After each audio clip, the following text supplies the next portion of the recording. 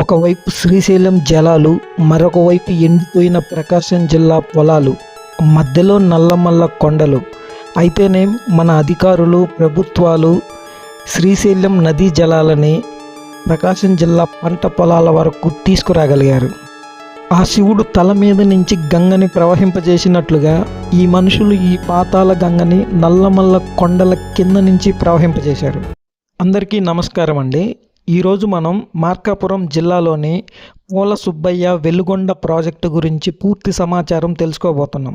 ఈ వీడియోలో మనం ఈ ప్రాజెక్టు ఎప్పుడు మొదలైంది, ఈ ప్రాజెక్టు యొక్క ముఖ్య ఉద్దేశం ఏంటి, ఈ ప్రాజెక్టు కోసం చేసిన ఖర్చు ఎంత, ఇలాంటి విషయాలని పూర్తి స్థాయిలో తెలుసుకోవడానికి ప్రయత్నం చేద్దాం. ఈ ప్రాజెక్టు మొదటిసారిగా 1994లో డిపిఆర్ సిద్ధం చేశారు.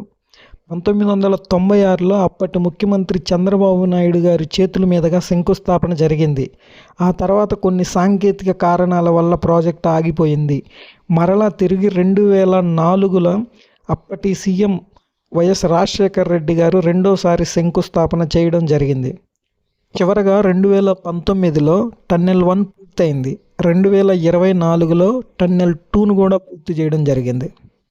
ఈ ప్రాజెక్టు యొక్క ముఖ్య ఉద్దేశం శ్రీశైలం రిజర్వాయర్ యొక్క బ్యాక్ వాటర్ని నల్లమల్ల సాగర్ రిజర్వాయర్, ఇది నియర్ సుంకేసుల దగ్గర ఉంటుంది, అక్కడికి తీసుకురావడం, అక్కడి నుంచి కాలువల ద్వారా పంట పొలాలకి చేర్చడం. ఈ ప్రాజెక్టులో భాగంగా అత్యంత సంక్లిష్టమైన టన్నెల్ నిర్మాణాలని మనం మ్యాప్ ద్వారా తెలుసుకుందాం. ఇప్పుడు మీరు చూస్తున్నది కృష్ణానది ప్రవాహం అలా ఉంటుంది.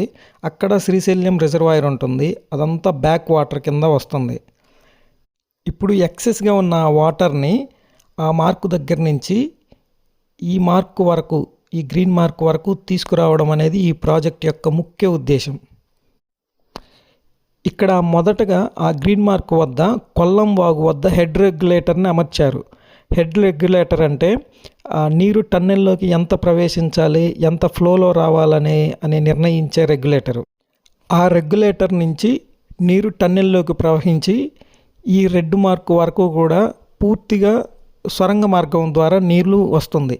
ఎందుకు అంటే అదంతా నల్లమల్ల ఫారెస్ట్ అవ్వడం వల్ల అక్కడ వన్యప్రాణ సంరక్షణల కోసం కాలువల ద్వారా కాకుండా భూస్వరంగం ద్వారా నీళ్ళని తీసుకురావాలన్నది గవర్నమెంట్ ఉద్దేశం. అందుకోసమని 2 సమాంతరంగా ఉండే సొరంగ మార్గాలని తవ్వాలనుకున్నారు. ఇప్పుడు మీరు చూస్తున్నారు కదా, ఈ రెడ్ మార్క్ వరకు పూర్తిగా సొరంగ మార్గం ద్వారానే వస్తుంది. అయితే ఈ ప్రక్రియ అంత సులువుగా ఏం సాగలేదు. ఈ సొరంగ మార్గాన్ని తవ్వడం కోసం టీబీఎం అనే అత్యాధునికమైన యంత్రాలని వాడారు, అంటే టన్నెల్ బోరింగ్ మిషన్. ఈ టీబీఎంని మొదటగా సొరంగం ఎంట్రన్స్లో అమరుస్తారు. అది పెద్ద కొండని చిన్న చిన్న రాళ్ళుగా చేసి కన్వేయర్ బెల్ట్ ద్వారా బయటికి పంపించేస్తుంది అనమాట. మొత్తానికి 2019లో టన్నెల్ 1 పూర్తయినప్పటికీ టన్నెల్ 2 దగ్గర కొంత సమస్య ఏర్పడింది. టన్నెల్ 2 15 కిలోమీటర్ల దగ్గరికి వచ్చేసరికి ఈ టీబీఎం అనేది చిక్కుకుపోయింది. సో ఇప్పుడు అధికారులు ఆ టీబీఎంని బయటికి తీసుకురావాలి, మరియు మిగతా ప్రాంతాన్ని కూడా, ఆ సొరంగాన్ని కూడా పూర్తి చేయాలి. దీనికోసమని వాళ్ళు డ్రిల్ అండ్ బ్లాస్ట్ పద్ధతిని వాడారు. సో ఆ విధంగా వాడి మిగతా టన్నెల్ని కూడా పూర్తి చేసి ఆ టీబీఎంని కూడా బయటికి తీసుకురాగలిగారు. ఈ టన్నెల్స్ నిర్మాణం శ్రీశైలం దగ్గరలోనే కొల్లం వాగు నుంచి చిన్న దోర్నార్ల దగ్గరలోనే కొత్తూరు వరకు సాగింది. ఇప్పుడు ఆ టన్నెల్స్ నుంచి బయటకు వచ్చిన నీటిని నల్లమల్ల సాగర్, అంటే ఇది సుంకేసుల దగ్గర ఉంటుంది, అక్కడికి తీసుకెళ్ళాలి. ఆ టన్నెల్ నుంచి బయటకు వచ్చిన నీటిని ఫీడర్ కెనాల్ ద్వారా మనం నల్లమల్ల సాగర్ రిజర్వాయర్కి చేరుస్తారు. ఇప్పుడు చూస్తున్నారు కదా, ఆ రెడ్ మార్క్ నుంచి గ్రీన్ మార్క్ వరకు, అది దాదాపు 22 కిలోమీటర్ల డిస్టెన్స్ ఉంటుంది. అయితే ఈ రిజర్వాయర్కి చేరుకున్న నీరు ఆ చుట్టుపక్కలంతా వ్యాపిస్తుంది. దానికోసం అని చెప్పేసి ఆ ముంపు గ్రాంతాలను వేరే చోటకి తరలించారు. అయితే ఈ మొత్తం ప్రాసెస్లో మనం చిన్న చిన్న రెడ్ మార్క్ ఇచ్చాం కదా, అక్కడ కొంత గ్యాప్ ఉండడం వల్ల అక్కడ కూడా ఒక చిన్న ప్రాజెక్ట్ అనేది నిర్మించారు. అది ఒకటి, ఫస్ట్ది వచ్చేసి తీగలేరు కెనాల్, రెండోది వచ్చేసి గుడిపడియా గ్యాప్, మూడోది వచ్చేసి కాకర్ల గ్యాప్. ఆ తీగలేరు కెనాల్ నుంచి ఎర్రగొండపాలెం వైపుగా నీరు ప్రవహిస్తుంది. రెండోది గుడిపడియ. ఈ గుడిపడియ నుంచి ఈస్టర్న్ కెనాల్ ద్వారా నెల్లూరు వరకు కూడా, అంటే ఉదయగిరి ఛానల్ వరకు కూడా వాటర్ని తీసుకెళ్లడం జరుగుతుంది. సో ఇక మూడోది వచ్చేసి కాకర్లా గ్యాప్. కాకర్లా గ్యాప్ నుంచి మనకి ఖమ్మం చెరువులోకి, అక్కడి నుంచి రాచర్ల, గిద్దలూరు ఈ కింద ఏరియాలకి నీరు తీసుకెళ్లడం అనేది జరుగుతుంది. ఈ మొత్తం ప్రాజెక్టు వల్ల దాదాపుగా 30 మండలాలు లబ్ధి చేకూరుతుంది. అందులో 20 మండలాలు మార్కాపురం జిల్లా నుంచే ఉన్నాయి. ఇప్పటిదాకా మ్యాప్లో చూసిన లొకేషన్స్ను ఇప్పుడు మనం లైవ్లో చూద్దాం. ఇప్పుడు మీరు చూస్తున్నారు కదా, అదే నల్లమల్ల సాగర్ ప్రధానమైన ప్రాజెక్టు. ఆ కనిపిస్తున్నది తీగలేరు కెనాల్కి వెళ్ళే ప్రాజెక్టు. ఈ మొత్తం ప్రాజెక్టుకి మొదట్లో నిర్ణయించింది 980 కోట్లు. కానీ ప్రాజెక్టు డిలే అవ్వడం వల్ల అది చివరికి 10,200 కోట్ల వరకు చేరింది.